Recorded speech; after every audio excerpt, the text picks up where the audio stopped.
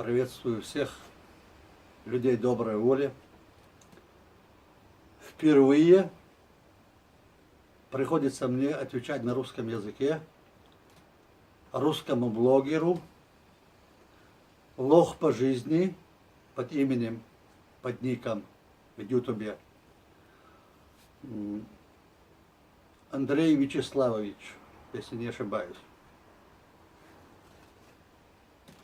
Вот он приводит 83% про то, что русские согласны отделиться, то есть отделить Чечню от России. Это великая милость для нас. Было бы 100%, были бы рады бесконечно. Но Андрей абсолютно, как и вся верхушка русского народа, не поняла и не понимает чеченский народ за это 4,5 века нашего противостояния из-за вашего вторжения в наш край. Андрей утверждает, вот я, как и он, шпаргалками пользуюсь, так как записывал, слушая его, цитаты, и постараюсь на них ответить объективно. Но многим оно может быть неприятно, так же, как нам неприятно, когда искажают постоянно и всюду саму историю, суть и борьбу самих чеченцев. Где-то не понимая, недопонимая, где-то специально с умыслом. Вот он утверждает, буду перечислять и постараюсь ответить. Вас боятся, ненавидят, говорит Андрей. И не нашел ни одного хорошего слова, разговора русского с чеченцами. Ну, это неправда. Например, я учился, и другие мы учились при Советском Союзе, по всему Союзу. С многими русскими мы ладили, понимали друг друга. Но, когда заходит имперская политика, когда заходит речь о вторжении русских, о захвате русскими русской империи, чеченской страны, это, конечно, уходит в другое русло. Там не бывает такого понятия, как в быту, например. И вот он, исходя из этих побуждений, из имперского мышления, к сожалению, очень больной имперский русский народ болен этим шовинизмом великодержавным, имперским. И вот из этих позиций он выдает вот эти вот пазлы, совершенно противоречащие истине. И поэтому, не выдержав, я сел отвечать. Не разговариваю, спокойно говорит. Говорит, что мы прямолинейные и простодушные. Да, мы прямолинейные, потому что мы держим нить благородства. А вы этого не понимаете. Простодушны, да, простодушные мы. С нормальными людьми. Но нас и вынуждают несправедливыми отношениями быть грозными и показывать зубы, хвататься за нож. Почему за нож хватаемся? Потому что вы нападаете на нас десятками, сотнями, на одиночек. А потом сами, нас обвиняя, идете в полицию, в милицию с заявлениями. И нас опять сажает ваша власть, а вас отпускает. Хотя вы являетесь зачинщиками всех этих драк и споров. Но вы большие мастера все ставить вверх тормашками и в свою пользу, без стыда и совести. Особенно кто-то это утверждает, подобно, Андрей, твоему взгляду. Далее. Мы приветствуем, что эти 83% признают отделить чеченцев как независимую страну. Мы этому очень рады. Очень рады, бесконечно. Дальше он говорит, чеченец носит коллектив напряжение. Напряжение чеченец никогда не вносит. пока не посягают на его честь.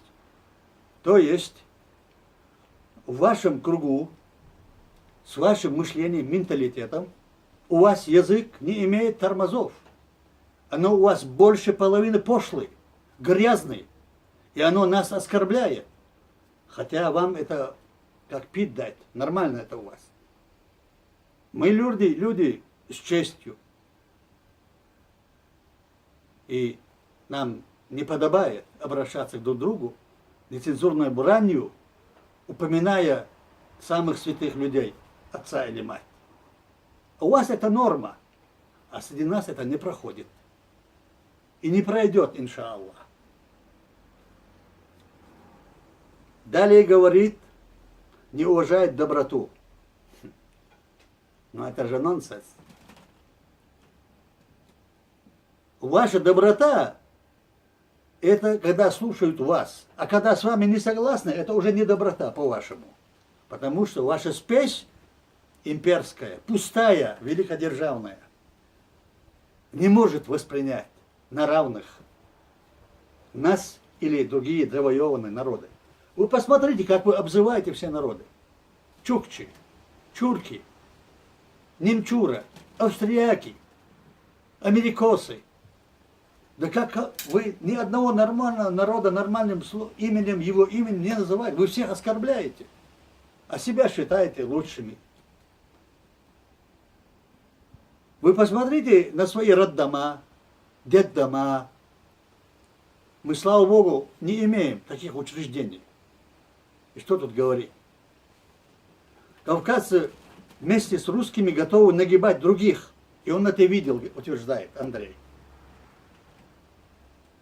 Кавказцы шли на эту войну не по своей воле. А ваше имперское правительство силой этих кавказцев внедряло свои армии и свои войны. Чужие нам абсолютно ненужные войны. Это не была воля кавказцев нагибать другие народы. Это была ваша русская воля. И нас вы силой взяли в свои армии. Вы не любите работать, но вы любите воевать, он утверждает. Но какая несправедливость. Во-первых, в советское время кавказцы, особенно чеченцы, так как дома не давали работать нам, выезжали по всему Союзу, строили вам кошарники, дома, от зари до зари, работая 18 часов в сутки. А вы баранку только умеете крутить и водку жрать. Все мужики в деревнях занимались этим, строительством не занимались, потому что им это не нужно. Дай водку и все.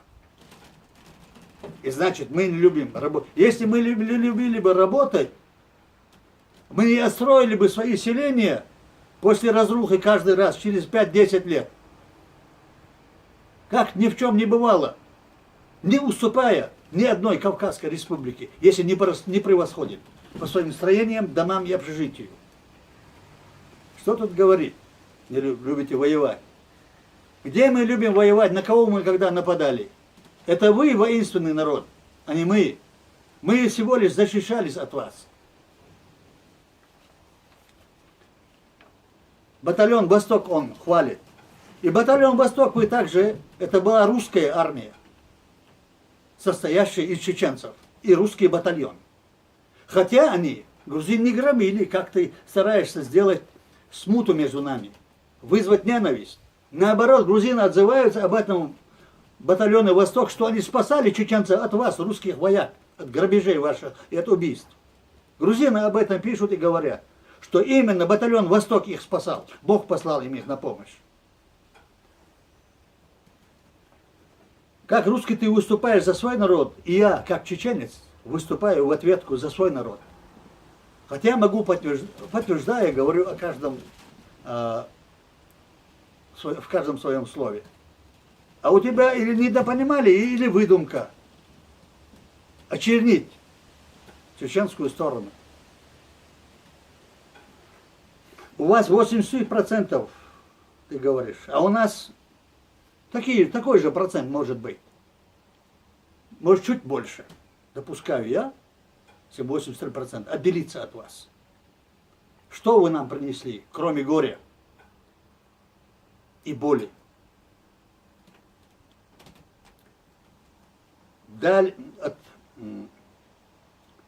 Далее он говорит, что они не забыли, и что мы придем, не забыли Авизо, чеченские банды и тому подобное.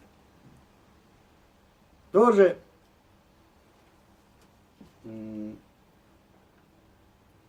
имперские вот эти вот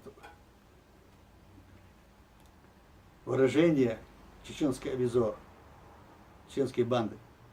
Да у вас по всем областям было столько банд, что не было во всей Чечне в целом. Из чеченцев по России. От каждой области. И до сих пор они есть. Да и власть у вас такая же бандитская. Заодно работает с ними. Мы все придем еще. Мы знаем, что вы придете, пока Бог вас не лишит этой вашей античеловеческой имперской верхушки. Не забыли, говорит он, захват заложников, взрывы. Вся Чечня в заложниках.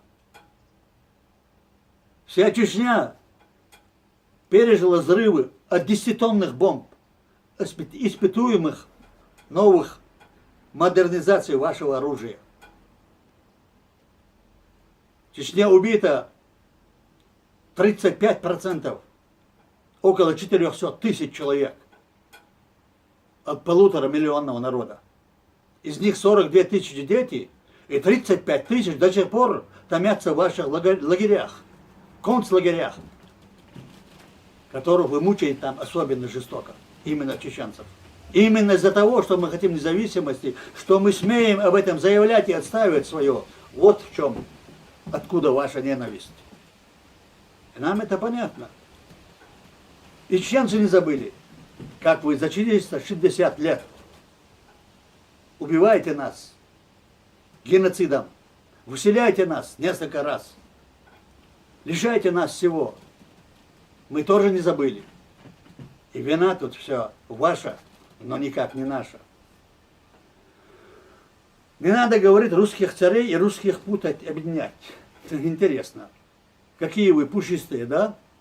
Безобидные. А кто у этих русских в армии, в услужении? Вы. Я почему-то не знаю, чтобы отказались от армии и пошли в тюрьму за это на 2 года или на 3. А пошли воевать и убивать с удовольствием. И с какой жестокостью, с каким цинизмом вы это творили и творите в Чечне. Да и в других местах, где вы были. Вы убиваете людей, истязая их невиданными пытками. И откуда у вас только зверство, мы этого тоже понять никак не можем. Далее говорит, нету истории письменности, кроме того, что написал Услар. Да, это тоже ваши сказки. Мы тысячелетиями живем на Кавказе, имея свою культуру, письменность, которую вы уничтожили. Их у нас было несколько. Вы уничтожали наши могильные плиты, которые напоминают нам о наших предках. Вы взрывали наши тысячелетние башни, сотнями вы взрывали их в горах, чтобы стереть нашу историю. Вы все делали, чтобы из нас сделать тоже Иванами, не помнишь, родства. Много вы добились, но не все у вас получилось. И слава Богу. И Кирилл, и Мефодий не были русскими. Они принесли вам болгарское письмо. И вы приняли это. Далее мы тоже скажем чуть-чуть. У русских тоже нет, говорит, древней истории, кроме записанного чужими. Чеченскую историю, я как и говорил, вы украли и сожгли. В 44-м, когда нас выселяли. И написали вы эту историю для нас. И мы должны верить вашим писанинам. Мы знаем, кто мы. И знаем, кто вы. Чеченцы моложе русских, говорит. Чеченцы, скажу я тебе, Андрей, и всем, кто слушает, имеют древнейшую историю, оставленную в цивилизации хуритах, уратийцах, медийцах. Это говорят не чеченцы, Это говорят и ваши же русские, и европейские, и грузинские, кавказские ученые. Об этом много чего сказано. А вы появились как русские только в 1721 году. Еще 300 лет исполнится в следующем году.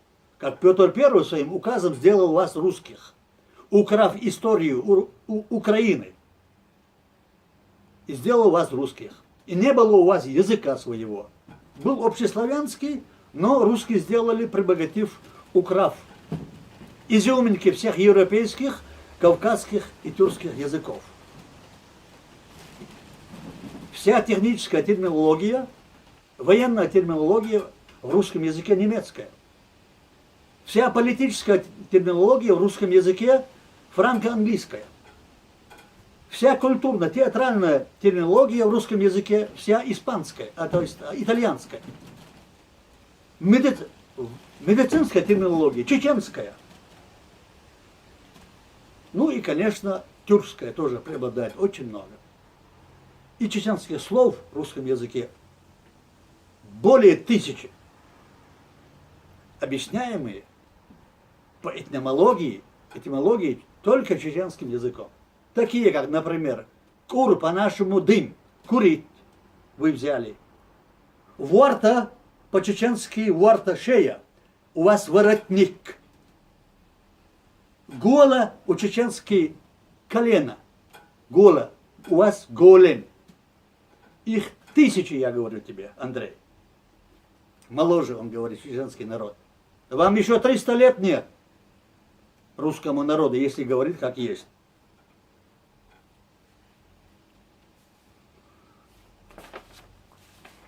Далее. Молодость чеченцев он видит в родственных тейповых связях, так как мы еще не выросли, отстаем от русских на 600 лет, говорит. 600 лет, во-первых, назад русских не было. А родовые, тейповые отношения – это наша человечность, это наша взаимопомощь, это наше святое соблюдение своих предков, свою историю. А вы за эти века абсолютно нас не поняли за отсутствием той чеченской человечности, благородства и любви к ближнему и дальнему. Когда в угоду завоеванным мусульманам Кавказа отменили рабское право в 1861 году. Ваше рабское право, то есть крепостное право, чтобы успокоить завоеванных кавказцев, царь вынужден был отменить это крепостное право, чтобы смягчить нас, кавказцев, только что завоеванных, но не покоренных. И тогда вы, русский народ, рабское сословие, 80%, вы просились обратно в барины. Что не умеете жить, пустите обратно, берите нас под свое крыло. Это же известные факты. Вы что, лучше знаете чеченцев, чем великие русские умы? Почитайте Хаджи Мурата, Лермонтова, Пушкина. Тогда узнаете, кто такие чеченцы.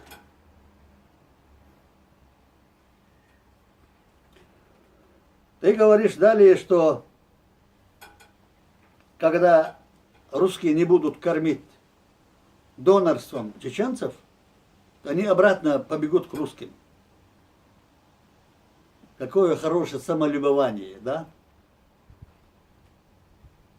Никогда чеченцы не пожелают вернуться в ад, ваш русский ад.